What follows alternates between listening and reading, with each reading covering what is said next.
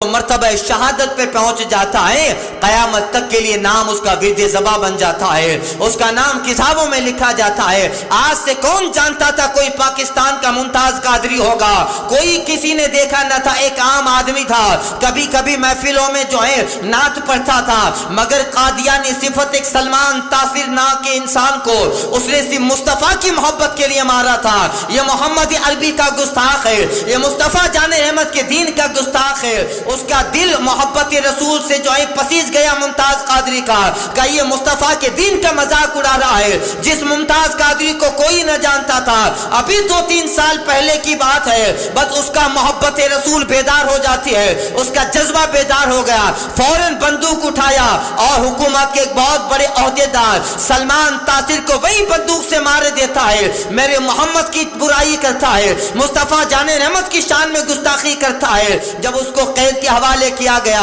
برا ہو حکومت کا کہ ایک ایسا آدمی جس نے گستاخ رسول کو مارا تھا، اس کو تو حکومت ایوارڈ دینا چاہیے، مگر قادیانیوں سے مل کر یا ادھر ادھر کے اپنے پولیٹیکل علوم سیدھا کرنے کے لیے ممتاز قادری کو پھانسی کے تختے پہ لگایا گیا۔ مگر شاید پاکستان کی زندگی تاریخ کا پہلا جنازہ تھا، سارا لاہور ممتاز قادری کے جنازے میں تھا، سارا پاکستان ممتاز قادری کے جنازے میں تھا۔ آج دنیا میں جہاں دیکھو ممتاز قادری کا نام، جسے کوئی نہ جانتا تھا، مگر شہادت کا جام پیا، محمد کی محبت کے لیے جزرانہ پیش کیا، اور جب تختہ دار پہ لٹایا گیا، لاکھوں کا مجمع ممتاز قادری کے جنازے میں آیا تھا، لاکھوں کا سیلاب ممتاز قادری کے جنازے میں آیا تھا۔ اور پاکستان کا کوئی ایسا پیر نہ ہو جو ممتاز قادری کے جنازے میں نہ تھا، کوئی ایسا عالم نہ ہو جو ممتاز قادری کے جنازے میں تھا۔ بتایا جاتا ہے تاریخ کا سب سے بڑا جنازہ حضرت ممتاز قادری کا تھا، اور انہوں نے اپنی جو کرنا تھا وہ کر گئے،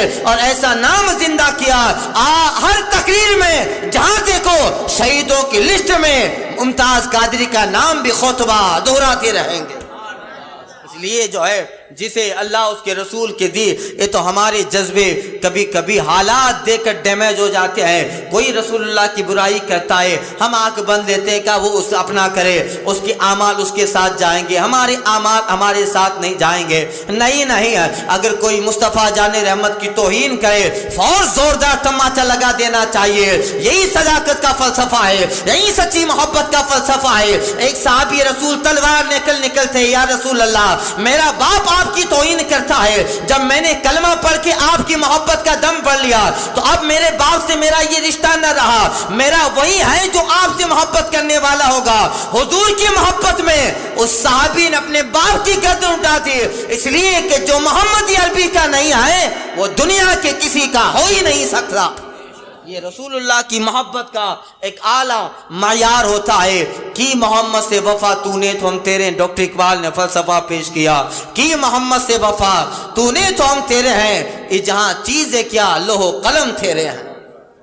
وہ جذبہ اللہ انہیں ابدی زندگی دے دیتا ہے۔ اس طرح ایک پاکستان کے حضرت علم الدین شہید رحمۃ اللہ تعالی علیہ، علم الدین شہید، جس نے ایک گستاخ رسول کو قتل کیا تھا، حضور کی توہین کرنے والے کو مار دیا تھا، اور اس کے جنازے میں بھی ہزاروں لوگوں کا مجمع تھا، اور ڈاکٹر اقبال اس کے جنازے کے قریب تھے، اور اس کو جب دفن کیا گیا ڈاکٹر اقبال بھی آگے تھے، اور اس کو قبر میں اتارنے میں ڈاکٹر اقبال بھی تھے۔ اور یہ علم الدین شہید جو بے پڑھا لکھا آدمی، ان ایجوکیٹڈ آدمی، اور ترکوں وہاں قوم ہوتی ہے، ترکوں کی نسل کا، جو عمومی طور پہ جس میں پڑھائی اور گنانتا نہیں ہوتی ہے، مگر جب علم الدین شہید کو قبر کے حوالے کیا گیا، اتنا بڑا اسلام کا مفکر ڈاکٹر اقبال، جس کو شاعر مشرق قلندر لاہور کہا جاتا ہے، مفکر اسلام مصور پاکستان، وہ علم الدین شہید کے جسم کو قبر میں رکھنے میں موجود تھا، اور ان کے جسم کو قبر میں رکھتے رکھتے اقبال کی آنکھوں سے آنسو تھے، اور اقبال کہہ رہا تھا، لوگوں آج ترکوں کا لڑکا پڑھے لکھی قوم پہ سبقت لے گیا، آج ترکوں کا لڑکا پڑھے لکھے لوگوں کے سے سبقت لے گیا، یعنی حضور کے گستاخ کو قتل کر کے اس نے وہ مقام۔ اسی طرح واقعہ حضرت عبدالقیوم 1933 کا ہے، وہ وکٹوریا گاڑی چلاتا تھا،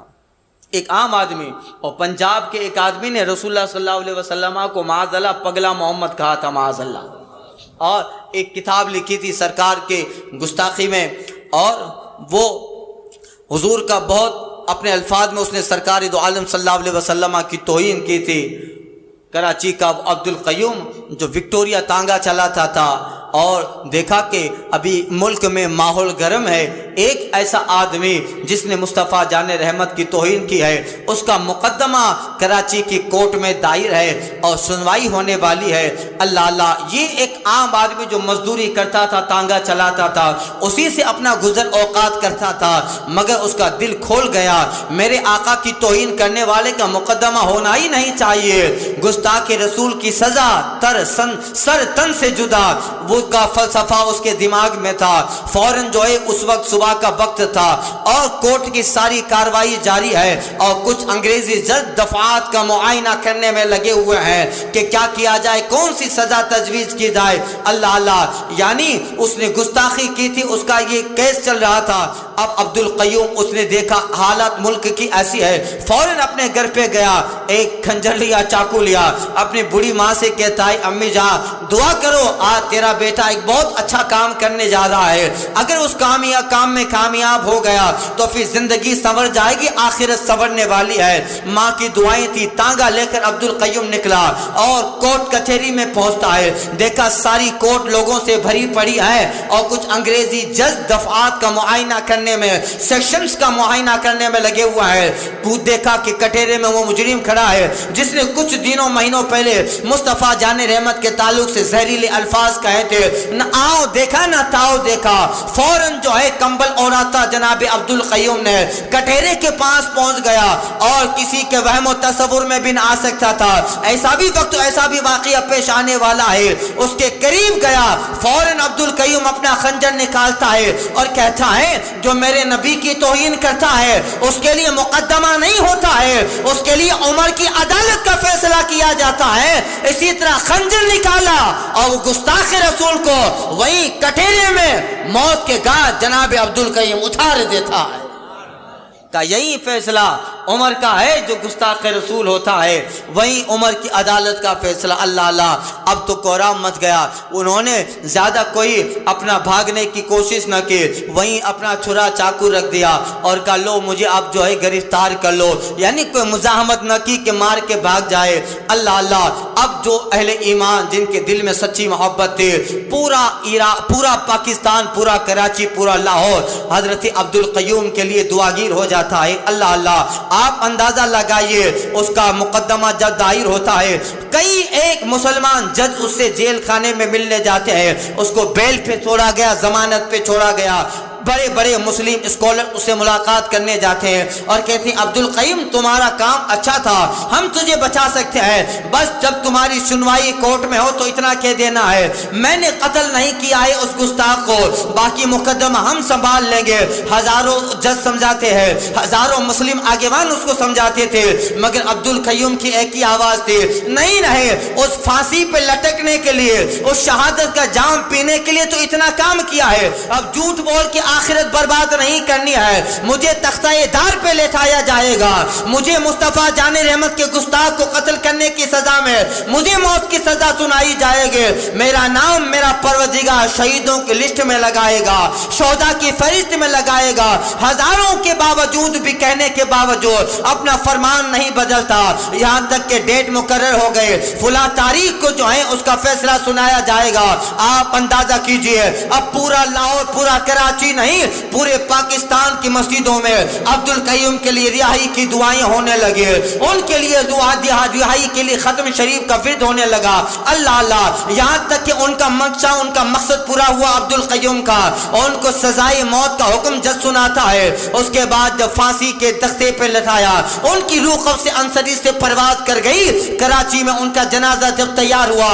اللہ اللہ، لوگوں نے دیکھا پورا کراچی پھولوں سے بھر گیا تھا، اور دنیا پاکستان کی تاریخ میں کبھی اتنے پھول کسی کے لیے گلاب نہ ڈالے گئے تھے جتنے عبد القیوم کے لیے گلاب ڈالے گئے ہیں۔ سارا کراچی گلابوں سے مہک گیا ہے، عورتیں چھتوں پہ رہ کر عبد القیوم کے جنازے پہ پھول برسا رہی ہے، اور لوگوں کا ایک ازدحام لگا ہوا ہے۔ تاریخ لکھنے والا وہاں کا جو موری جب لکھتا ہے تو کہتا ہے کراچی کی تاریخ کا سب سے بڑا جنازہ کہ وہ آدمی وکٹوریا چلانے والا جسے آج سے چند دن پہلے کوئی نہ جانتا تھا، آج وہ عبد القیوم لوگوں کی دھڑکن بن گیا ہے، ان کی محبتوں کا مرکز بن گیا ہے۔ اور جب نماز جنازہ کا وقت آتا ہے 25 لاکھ لوگ عبد القیوم کی جنازہ میں شریک ہو رہے ہیں۔